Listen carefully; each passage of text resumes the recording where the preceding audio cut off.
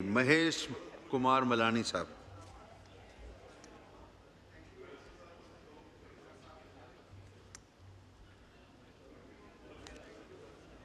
जी mic खोलें महेश मलानी साहब का। जी बोले। आवाज़ कौन दो।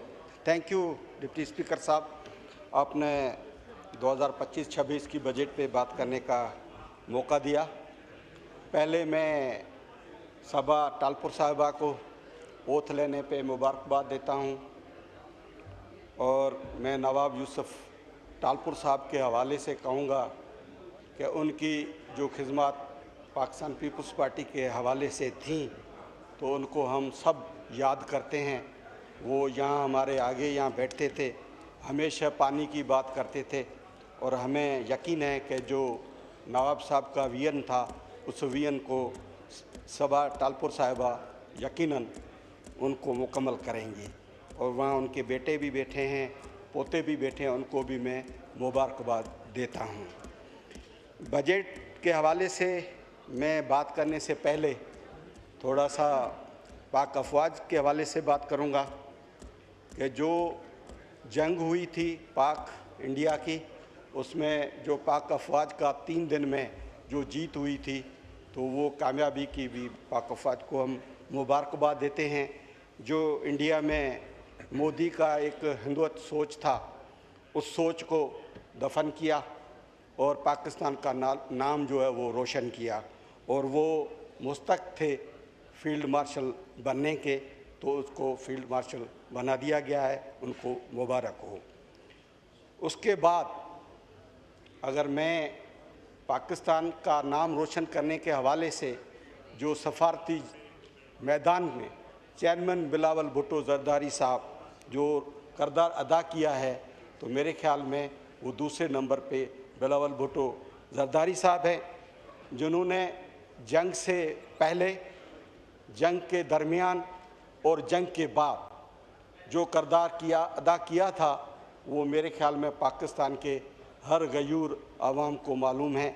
उसके बाद जैसे ही प्राइम मिनिस्टर ने ये एक डेलीगेशन भेजा अमेरिका में, बरतानिया में और बेल्जियम में, वहाँ जिस तरीके से उन्होंने हमारे पाकिस्तान का दहशतगर्दी के ख़िलाफ़ जो केस लड़ा है, मैं समझता हूँ वो कोई भी लीडर इस टाइप का वो केस नहीं लड़ सकता। याद दिला दी मोहतरमा बेनज़ीर भुट्टो साहिबा शहीद की, और उसका शहीद मोहतरमा बेनज़ीर के बेटे के हवाले से जो वहाँ उनको महारत मिली है और जिस तरीके से केस वहाँ पेश किया है, उससे यकीनन इंडिया को मात मिली है। मैं ये प्राइम मिनिस्टर को कहना चाहूँगा कि जैसे ही वो यहाँ पाकिस्तान में कदम रखे तो उनका वालाना इस्तकबाल होना चाहिए और हमारे फील्ड मार्शल के बाद बिलावल भुट्टो साहब के हवाले से भी हर कोने कोने से पाकिस्तान में रैलियाँ निकलना चाहिए, क्योंकि उसने पाकिस्तान का नाम रोशन किया है। हिंदुस्तान में ये ज़रूरी नहीं है कि एक हिंदुत्व सोच के सिवा बाकी भी वहाँ रहते हैं, उनका सोच दहशतगर्दी के ख़िलाफ़ है, वो भी अमन चाहते हैं, वो बात ये करते हैं कि दहशतगर्दी नहीं होनी चाहिए। वहाँ जिस तरीके से मोदी ने हमारे मुस्लिम भाइयों पे दहशतगर्दी की है, कश्मीर में दहशतगर्दी की है, उसको भी वहाँ से कंडेम कर रहे हैं। लेकिन यहाँ हम भी पाकिस्तान में भी मुसलमान भाइयों के साथ जो भी यहाँ माइनॉरिटी नॉन मुस्लिम रहते हैं वो भी हम कंडेम करते हैं, जो हमारे मुस्लिम भाइयों से वहाँ जो ज़्यादती और वहाँ जो उनसे जुल्म हो रहा है। वहाँ एक सोच पैदा किया गया है, वहाँ जो हिंदुस्तान में रहते हैं वहाँ इस मोदी ने अपनी मोदी मीडिया के हवाले से ये सोच पैदा किया है कि पाकिस्तान में यहाँ नॉन मुस्लिम जो हैं वो आज़ाद नहीं हैं, वो अपने वर्शिप आज़ाद ने तरीके से नहीं कर सकते, यहाँ बिल्कुल छुप के चलते हैं। लेकिन उनको मैं कहना चाहता हूँ, ये एक वीज़ा का सिस्टम आगे चल के अगर खुले तो वहाँ से लोग अगर आएँ, यहाँ जैसे हमारे कुछ कराची के MQM के दोस्त हैं, उनके भी वहाँ रिश्तेदार हैं, हमारे जानने वाले वहाँ रहते हैं, तो वो बताते हैं कि वहाँ के लोगों में मोदी मीडिया ने इस तरीके से जहन बना लिया है कि पाकिस्तान में नॉन मुस्लिम बिल्कुल रह भी नहीं सकते। लेकिन उनको हम कहना चाहते हैं कि हम यहाँ आज़ाद हैं, यहाँ हम वर्शिप आज़ादी से कर सकते हैं, हमें बराबरी का यहाँ हक़ है। हमारे जो भी यहाँ मुस्लिम भाई हैं वो भाइयों की तरह हमें यहाँ ट्रीट करते हैं। अभी जो ईरान पे दहशतगर्दी हो रही है इसराइल की तरफ से, उसको भी हम कंडेम करते हैं। मुस्लिम भाइयों पे जो भी ये जुल्म हो रहा है उस जुल्म के अगेंस्ट हम भी उनके साथ हैं, साथ रहेंगे, क्योंकि हम इंसानियत पे यकीन रखते हैं। हम पाकिस्तानी हैं। हमें हमारा को चेयरमैन जनाब आसिफ अली जरदारी साहब हमेशा ये कहते थे कि हम इनको मिनाटी नहीं कहेंगे, इनको कहेंगे ये हमारे सच्चे पाकिस्तानी हैं। उस पर हमें फ़ख्र है। मिनाटी के हवाले से मेरे ख्याल में जो पाकिस्तान पीपल्स पार्टी ने अपने दौर में, जैसे को चेयरमैन आसिफ अली जरदारी साहब ने सेनेट में भी अगर मिनाटी की सीट थी तो वो को चेयरमैन आसिफ अली जरदारी साहब के हवाले से वो हुई थी। 11 अगस्त जो सेलिब्रेट किया जाता है मिनाटी के हवाले से, वो भी हमारी पाकिस्तान पीपल्स पार्टी की गवर्नमेंट में यहाँ यूसुफ रज़ा गिलानी साहब ने ऐलान किया था, तो उसको वो सेलिब्रेट किया जाता है। ख़ास करके मैं अभी बजट पे बात करूँगा। बजट के हवाले से मैं इकनॉमिक कितनी नहीं जानता, लेकिन मेरे ख्याल में इकनॉमिक के हवाले से और बजट में जो चीज़ें थीं वो पटेल साहब ने बिल्कुल तफसीली बता दिया था और उस पर मैं जाना नहीं चाहता। लेकिन मैं ये पीएसटीपी का बुक मेरे हाथ में है। इस पीएसटीपी के बुक पे मैंने पूरी माइक्रोस्कोप लगाई है, तो उस माइक्रोस्कोप में सिंध में कोई भी स्कीम नहीं रखी गई है, न सिंध में न केपी में, सिर्फ पंजाब में रखी गई है। पंजाब में भी सेंट्रल पंजाब में, हमारे जो साउथ पंजाब में हैं वो महरूम है, वहाँ कोई स्कीम नहीं है। ख़ास करके मैं कहूँगा कि जो हमारे चेयरमैन बिलावल भुट्टो जरदारी साहब का एक विजन था, जिसने एक मैनिफेस्टो दिया था कि मैं इलेक्ट्रिसिटी की बिल्कुल यहाँ डेफिशिएंसी है, एनर्जी डिपार्टमेंट सही काम नहीं कर रहा है, एनर्जी क्राइसिस है, तो उनका जहन था कि मैं सिंध में और साउदर्न पंजाब में सोलर के हवाले से वहाँ स्कीम ले आऊँ और सोलर ग्रिड स्टेशन भी बनाऊँ और फ्री जो 200 यूनिट की बात की थी कि वो फ्री हम वहाँ उनको ये 200 यूनिट फ्री दे दें।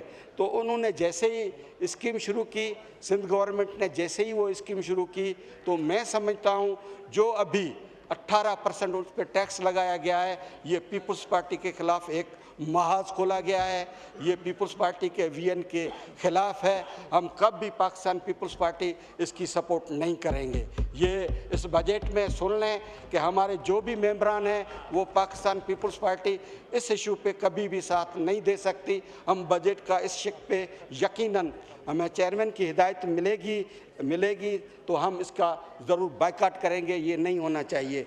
उसके सिवा बजट में दोहरा निज़ाम रखा गया है।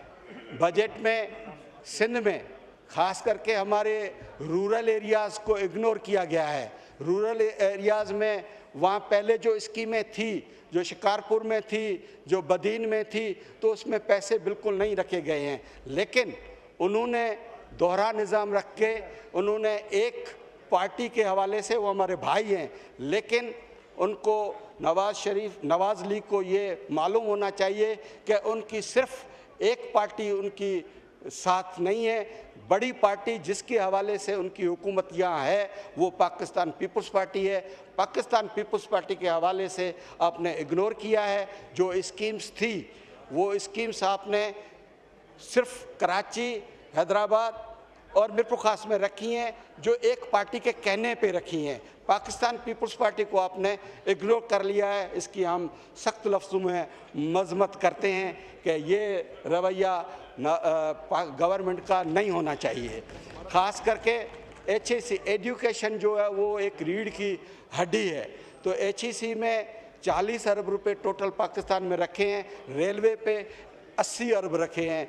अब एजुकेशन की ये हालत देखे, उस 40 अरब में भी हमारे डिमांड थी कि कम से कम 4.8 बिलियन जो है वो सिंध की HEC में रखा जाए, लेकिन उन्होंने वायदा भी किया था, लेकिन वो 2.8 वहाँ रखा है। ये तो हमारे लिए ये इन्होंने बिल्कुल ये सोच समझ के पाकिस्तान पीपल्स पार्टी को कैसे हम पीछे छोड़ें, उस ये गलत किया है। हम इसकी सपोर्ट नहीं करेंगे। इसकी ये जो डिमांड थी हमारी 4.8 की, वो हमें मिलनी चाहिए।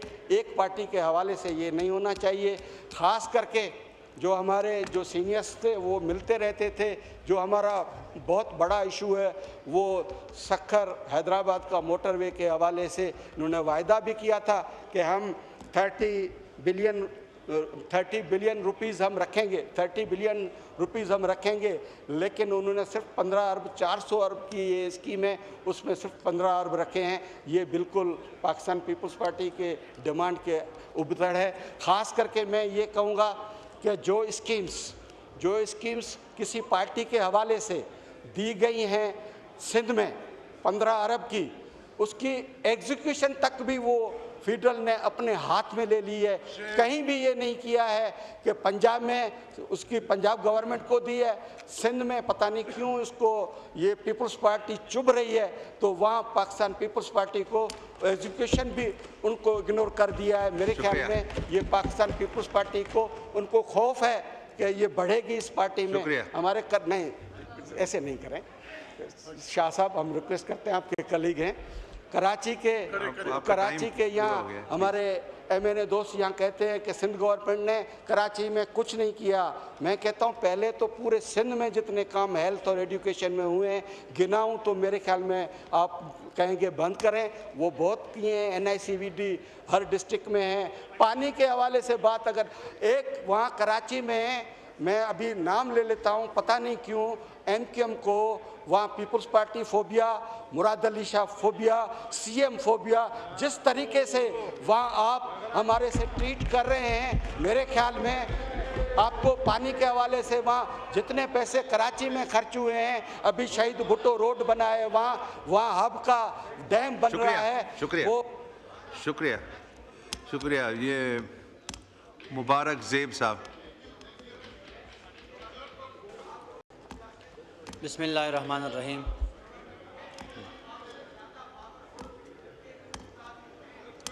जी बोलें जनाब। बिस्मिल्लाहिर्रहमानिर्रहीम। या अय्युहल्लज़ीना आमनुस्बिरू वसाबिरू वराबितू वत्तकुल्लाह लअल्लकुम तुफ्लिहून।